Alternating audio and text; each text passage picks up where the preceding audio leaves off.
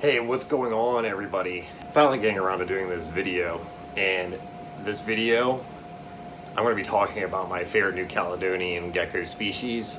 In this video, what I'm going to be going over is some back history and some husbandry stuff. So I guess you can classify it as a showcase and a care video, but pretty much what I want to do with the care aspect is throughout talking about the history and some of the natural habits and stuff like that these guys exhibit in the wild. Kind of do something a little bit more in depth, which I don't really see too much with care videos. And with care videos, a lot of them are based around personal preferences, but I tried taking the information that I found on various sources and kind of just basing what I do with mine, or what I would like to do with my gargoyle geckos. I have two of these guys. I have a female and a male. One's name is Hicks, the other one is Ripley. This one on my shoulder right here is Ripley, and she is a orange striped gargoyle gecko. She is technically an adult, but I would not consider her fully grown yet. She weighs about 40 grams, so I would like to wait till she's about 50 to 55 grams before I actually try to breed her. And generally, it's a really good weight to breed gargoyle geckos. With crested geckos, it's different. About 45 grams is a good weight to breed them. But we're not talking about crested geckos here. We're talking about gargoyle geckos. And a lot of people even know that these guys come from a similar area. They are not the same species, and I don't think people should treat them exactly the same. And hopefully, at the end of this video, you'll agree with me. So let's go ahead and let's dive into it.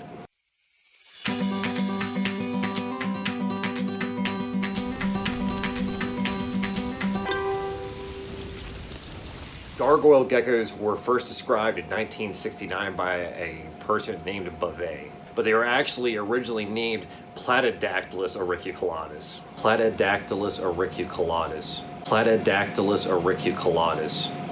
But when there was a revision of New Caledonian geckos in 2012, these guys were actually pushed into the genus Rhacodactylus because of their genetic similarities between them and the other species in the genus. So what's in a name?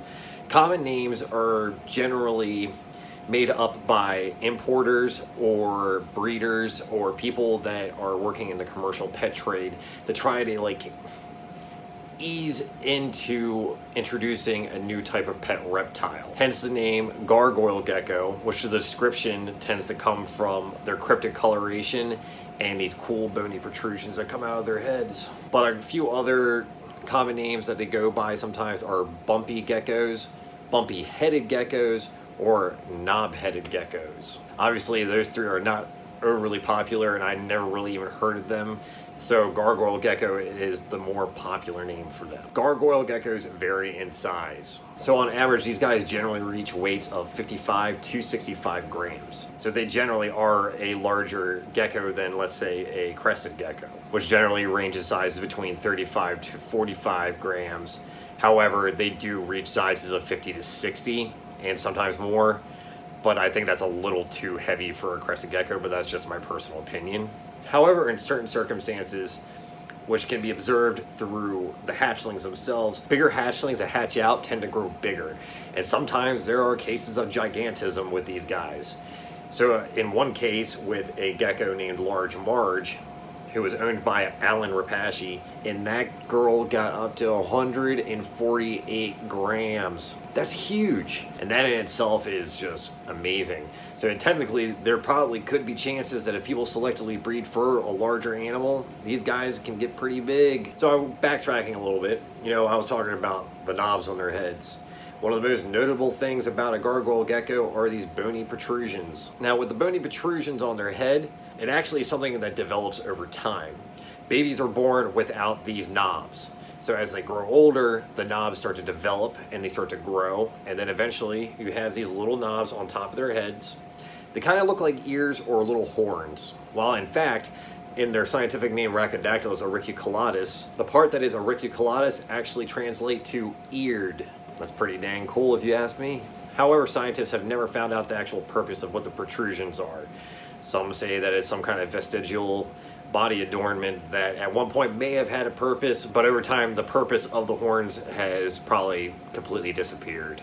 Hence the reason why it's vestigial, meaning that it's left behind, but it doesn't really have any purpose besides the fact of just being there. These geckos are generally considered nocturnal, but according to some of the sources that I was reading, they actually could be considered semi-diurnal. These guys like to hang out in the open during the day, and they like to bask. So when it boils down to it, a lot of people say that additional heating / lighting is not necessary for these guys.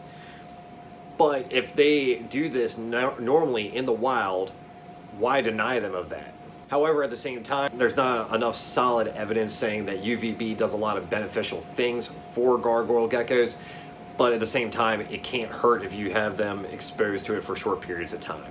Gargoyle geckos, just like their cousins, the crested gecko, a lot of times are labeled as strictly arboreal lizards. And yes, they are seen in forest settings, but especially with these guys, they're more commonly found in scrublands. And scrublands are kind of like a low-lying, like bushy area with occasionally they'll have some like small little trees popping up, but these guys are found more in like the lower halves of those little trees and in the bushes that are in the scrublands, and they're even found hanging out on the sides of roads in broad daylight. They're also seen hunting on the ground, and a lot of times their food sources are on the ground, meaning that the insects are crawling around there generally, and any rotting fruit that falls from trees are going to be on the ground too. Technically, these guys would be considered a semi-arboreal species. See, in captivity, I don't think a lot of people know this, gargoyle geckos have been in captivity since like the 1980s, but they didn't really get popular until they like unlocked quite a few different morph traits about them. And with pets and people owning reptiles in captivity, almost a lot of times it's the color that really pops out to them, the appearance is what pops out to them, and that really debates how popular an animal is besides their disposition.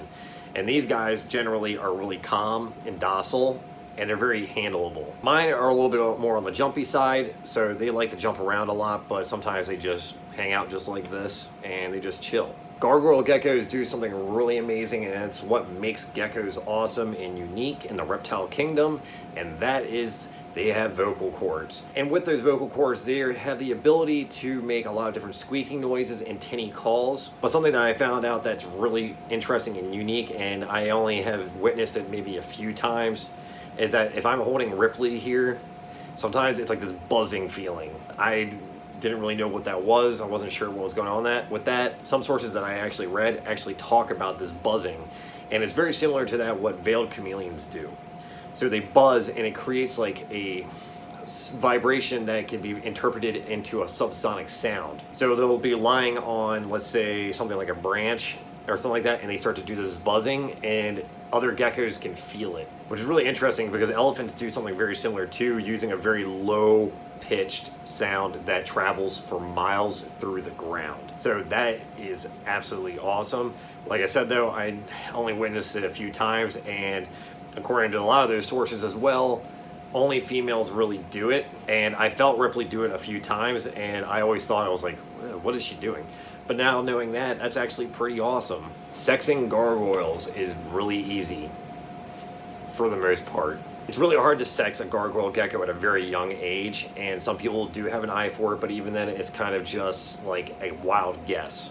You can use a loop to check out their femoral pores at an age like that, but honestly, I find it just way easier just to wait till they get older. Males end up developing a very obvious hemipenal bulge, and at that point, it's so simple just to look at it. I'm like, yeah, that's a male, and a lot of times, females actually get larger than males. Gargoyle geckos also have this ability where they can drop their tails, and their tails are semi-prehensile, just like a crested gecko's. Now, the purpose of it in a crested gecko is debatable because crested geckos do not grow them back, and I could see kind of why, because where they prefer to hang out at, the tail probably gets in the way. It's more beneficial for them at a younger age. However, with gargoyle geckos, these guys do grow their tails back. However, when it does grow back, the bones inside the tail do not grow back and are replaced with like a cartilage rod.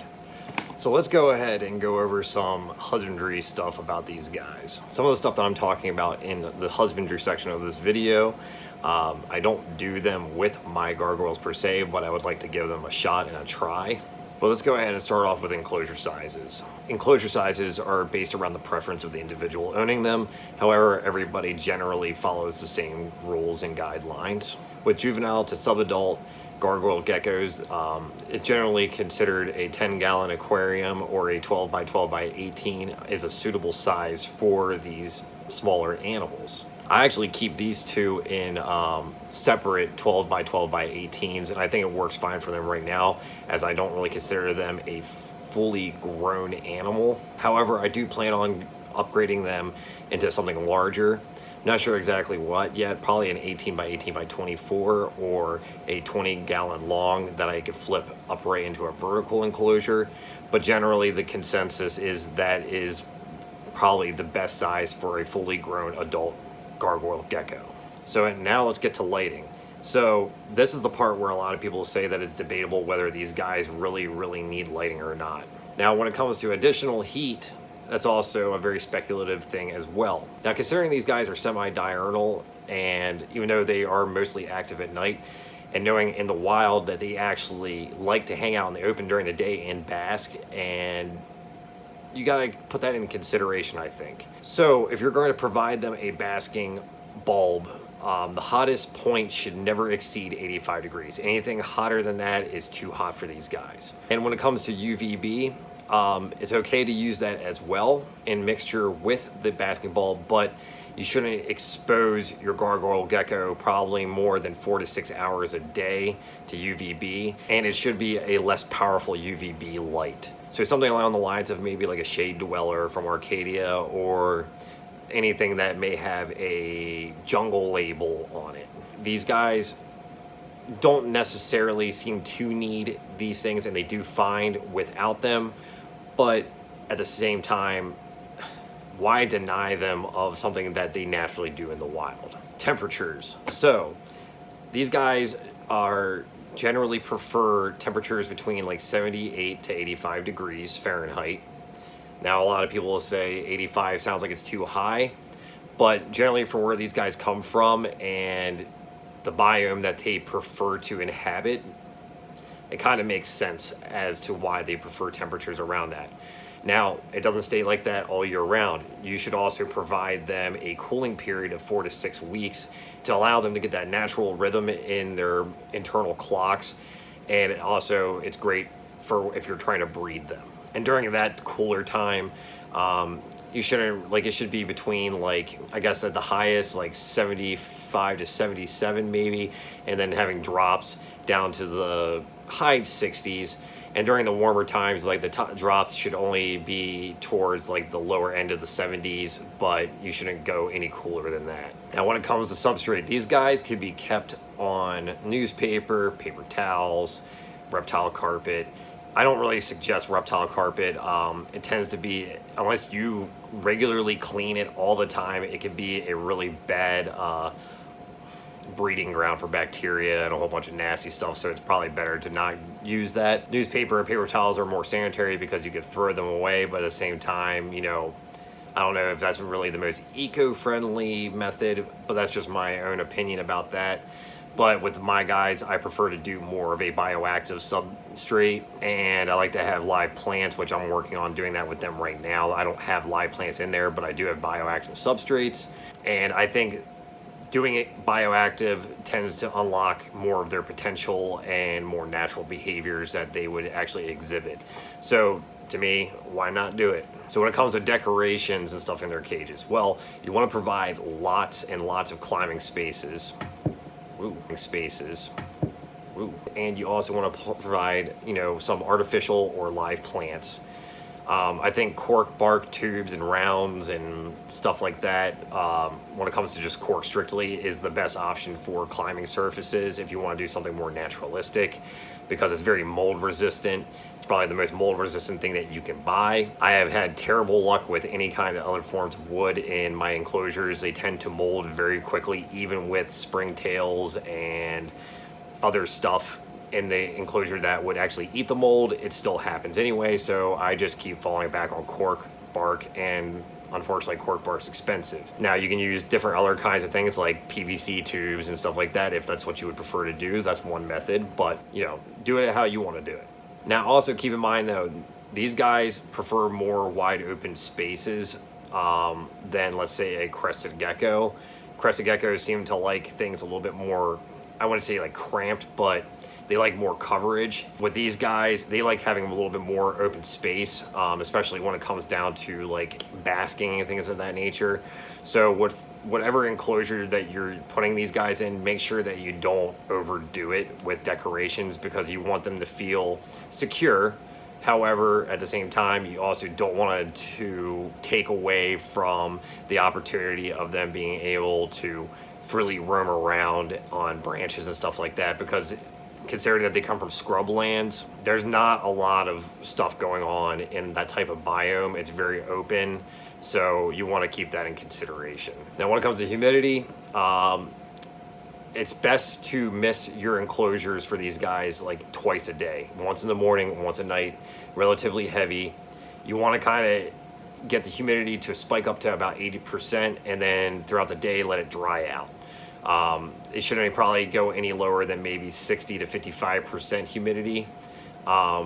So you have to keep that in mind. If you live in a drier climate and it's harder to maintain humidity in these enclosures, there's a lot of different ways you can do it.